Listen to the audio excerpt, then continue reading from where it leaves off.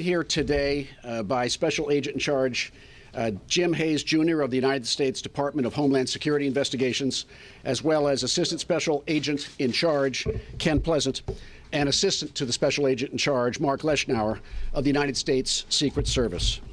I am also joined here today from my office by Assistant District Attorneys Sophie Jacobs, who's responsible for the presentation and prosecution of this case, Jeremy Glickman, Brenda Fisher, Chief of my office's Cybercrime and Identity Theft Bureau, as well as Executive Assistant Attorney David Sushman, who is Chief of the Investigation Division.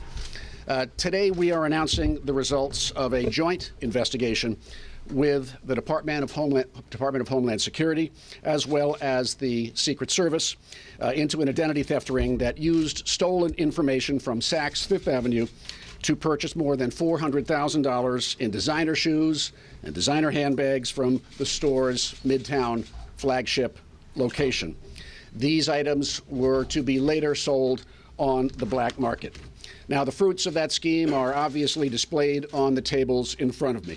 It's more than 200 pairs of shoes and approximately 80 bags and accessories from some of the top designers in the world, including Chanel, Valentino, Christian Louboutin, Gucci, and many others. At least one of this pair of shoes is more than $2,000 worth on retail, and one bag is worth more than $10,000. So this is hardly the ordinary stolen property case. It's a group of individuals who are obviously focused on high-value objects to receive high-value return on the black market. Now, these shoes are not counterfeit. These are real, which is where their value comes from. And they were all taken from the Saks flagship shoe store here in Manhattan, which is so large it even has its own zip code, 10022 shoe. It's a well-known place for shoe aficionados to shop. And one of those individuals was Tamara Williams, the alleged leader of this identity theft ring. We know she shopped there because in addition to reselling the fraudulently purchased merchandise for profit, the evidence also reveals that she kept some of the items for herself for personal use. She's charged in the indictment with providing the personal identifying information, primarily Social Security numbers and dates of birth, of more than 20 Saks credit card customers and account holders to at least 4 people that she had working on the inside of Saks, the so-called insiders, several of whom were sale associates working on the shoe floor of the department store. And the employees would use the stolen information to access the accounts of real Saks customers, which were then used to purchase these luxury goods that Williams had pre-selected from her favorite designers. A second part of this scheme involved shoppers, or people who were recruited by Williams to impersonate the Saks cardholders in the stores for the benefit of the store security cameras, and the staff who was also monitoring the cameras. The shoppers were greeted by the now indicted sales associates, who then handed them the pre-purchased merchandise. From there, Defendant Williams would arrange to meet the shoppers at designated places, such as hair salons and gas stations in Queens, to pick up the stolen merchandise. The ring made money in several ways. Williams is accused of reselling some of these items on the black market, mainly through face-to-face transactions.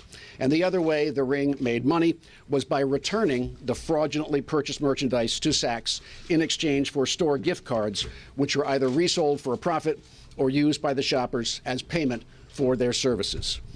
Now, Williams and the other 4 Saks employees are expected to be arraigned later this afternoon in Part 23 before Judge Ross on the 11th floor of 100 Center Street. Meanwhile, at least 3 shoppers have already been arraigned in criminal court. The investigation continues into the possibility of others being involved, and the names of those criminal court defendants can be obtained from Joan Valero of our press office. Investigators executing a search warrant at Ms. Williams' residence in Queens last month recovered hundreds of boxes containing property from Saks, as well as other retail stores. Everything you see displayed before you this morning was seized from Ms. Williams' house. The identity theft ring that has been working here would not have been possible without the help of insiders at Saks. And this is the point we really wish to convey by this conference, is that time after time again, we see that insiders at companies enable theft to occur. And in just the past few years in Manhattan, we have seen prosecutions involving and convictions involving workers in fast food chains, high-end steakhouses, retail stores, parking garages, not-for-profits, universities, hospitals, banks, and even nursing homes. So I think the point is that these institutions who try to do, of course, a good job servicing their customers need to have protocols in place so that they can assess whether or not their internal compliance and security is up to snuff. And the second issue I'd like to raise with you is one of legislation. As cybercrime and identity theft have evolved, and they are now the fastest growing crime that we have in our office and in many other offices around the country, we need better tools to fight them.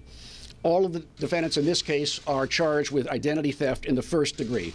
However, under current laws, which were largely written more than a decade ago, a criminal who uses the identity of more than one victim to steal $2,000 is facing the same top charge as one who steals the identities of 250 individuals. So quite simply, the charges that state law in the identity theft ring provide today are simply not adequate to combat the kind of cases that we are seeing and the kind of cases that confront many of our stores and industries around New York.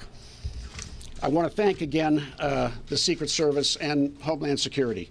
The second point of this conference is to show you that these agencies are continuing to work extremely well in cooperation with our state office and obviously other offices around the state. We are grateful for their support, and we would not be making investigations into cases without it. And now I'd like to turn it over to Jim Hayes. American consumers have never been at greater risk from commercial retail fraud and theft, such as the type of schemes that we have dismantled with this operation. In this scheme, just a small team, 5 individuals so far, perpetrated a fraud and theft of over more than, it's estimated, $400,000. And this scheme involved individuals who were using basic surveillance of looking at consumers' cards and copying them down into their own cell phones for their use later. One of the things that is most important about this case that we want to convey, as the district attorney mentioned, is having retail organizations contact law enforcement prior to taking action to allow us to determine these schemes. I want to thank our partners at the Secret Service for joining us in this investigation. I want to also thank District Attorney Vance and the Cybercrime and Identity Theft Bureau here for their leadership and work in this arena. Thank you.